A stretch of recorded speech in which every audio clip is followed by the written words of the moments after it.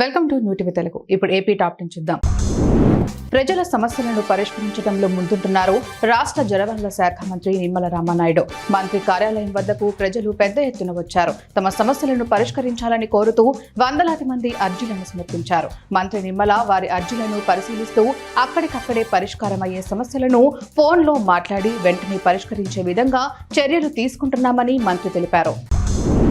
Narsipatnam senior civil judge P Sayaji Khan police అధికారులతో సమావేశం ఏర్పాటు చేశారు. ఈ సందర్భంగా ఆయన మాట్లాడుతూ డిసెంబర్ 14న జరిగే జాతీయ లోక్ అదాలత్ కార్యక్రమాన్ని విజయవంతం చేయాలని సూచించారు. పెండింగ్ లో ఉన్న క్రిమినల్ కేసులను పరిష్కరించే విధంగా ప్రజలలో అవగాహన కల్పించాలని సూచించారు. సమావేశంలో DSP Mohan, town CI Govindarao, rural CI Revanthamma, ఎస్ఐలు పాల్గొన్నారు. పెండింగ్ లో ఉన్న పీఆర్సీ బకాయిల చెల్లింపులపై రాష్ట్ర స్థాయి ఉద్యమాలకు ఉపాధ్యాయులు సిద్ధం కావాలని కర్నూలు జిల్లా ఎస్టీయూ నాయకులు రామ్మోహన్ రెడ్డి పిలుపునిచ్చారు. పత్తికొండ ఎస్టీయూ కార్యాలయంలో రాష్ట్ర నాయకులు సత్యనారాయణ ఆధ్వర్యంలో నిర్వహించిన సమావేశంలో పత్తికొండ, తుగ్గలి, మద్దికెర మండలాల నాయకులు పాల్గొని మాట్లాడారు. డిసెంబర్లో జరగనున్న వార్షిక కౌన్సిల్ సమావేశంపై వారు చర్చించారు. అనకాపల్లి జిల్లాలో గల ఫార్మా పరిశ్రమలలో భద్రతా ఆడిట్ సరిగ్గా జరగకపోవడం వల్లే ప్రమాదాలు జరిగి కార్మికులు మృతి చెందుతున్నారని సిఐటియు జిల్లా ఉపాధ్యక్షుడు గణశెట్టి సత్యనారాయణ విమర్శించారు. ఆయన పరవాడలో మాట్లాడుతూ కార్మికుల మృతిని ప్రభుత్వ హత్యలుగా సిఐటియు భావిస్తుందన్నారు. ప్రమాదాలపై కమిటీలను వేసి విచారణ జరపాలని, అయినా ఒక్క కమిటీ కూడా నివేదిక బయటపెట్టలేదన్నారు. అధికారంలోకి వచ్చి 4 నెలలు అయినప్పటికీ కూటమి ప్రభుత్వం హామీలను నెరవేర్చలేదని దర్శి నియోజకవర్గ కాంగ్రెస్ పార్టీ ఇన్ఛార్జ్ కొండారెడ్డి విమర్శించారు. దర్శిలోని కాంగ్రెస్ పార్టీ కార్యాలయంలో ఆయన మీడియా సమావేశంలో మాట్లాడుతూ కూటమి ప్రభుత్వం ఎన్నికల్లో ఇచ్చిన హామీల అమలులో ఘోరంగా విఫలమైందని విమర్శించారు. విద్యుత్ స్మార్ట్ మీటర్లు అమర్చే ప్రక్రియను ప్రభుత్వం వెంటనే విరమించుకోవాలని డిమాండ్ చేశారు.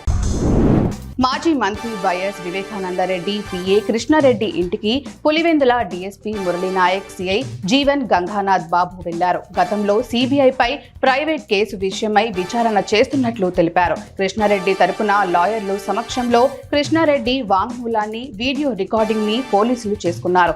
ఇటీవల సునీత, హోంమంత్రి అనిత కడప ఎస్పీని కలిసి వివేకానంద హత్య కేసు విచారణ చేయాలని కోరారు. దొత్తలూరు మండలంలోని ఏడుకొల్లు గ్రామంలో పాలు కల్తీకి గురవుతున్నట్లు గ్రామస్తుడు అడ్వకేట్ మహేంద్రబాబు మోడీ తెలిపారు. వారు మాట్లాడుతూ శాతం పెరుగుదలకు నూనె మరియు ఇతర సామాగ్రిలను కలిపి పాలను కల్తీ చేస్తున్నట్లు ఆరోపించారు.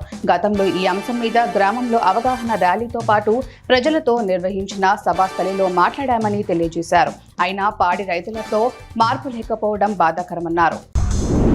చిత్తూరు జిల్లా పలమనేరు ఎమ్మెల్యే అమర్నాథ్ రెడ్డి నారావారి పల్లెకు చేరుకున్నారు. ఈ సందర్భంగా నారా రామ్మూర్తి నాయుడు పార్థివ దేహానికి నివాళులు అర్పించారు. అనంతరం వారి కుటుంబ సభ్యులను పరామర్శించారు.